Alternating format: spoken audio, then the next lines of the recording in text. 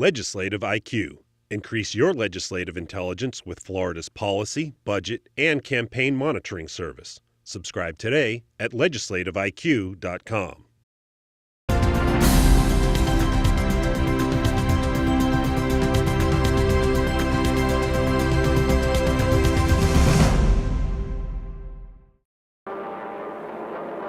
U.S. savings bonds are how average Americans help pay for World War II.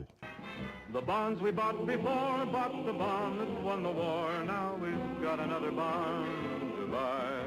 Then baby boomers were brought up buying stamps in school that were later redeemed for bonds. For the first thing you know, you'll have enough for a savings bond, just like Dad buys for the payroll savings at work.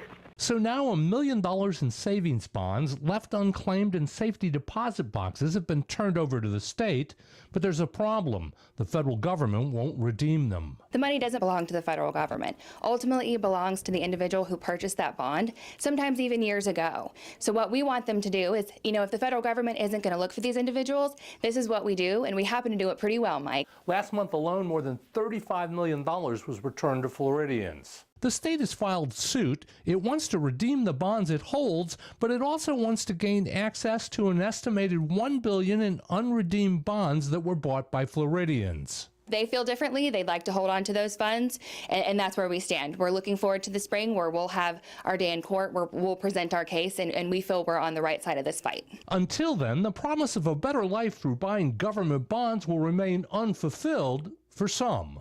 Our country stands for law and order in the world, for the right of free peoples to live and work in peace. Reporting from the state capitol, I'm Mike Vasalinda.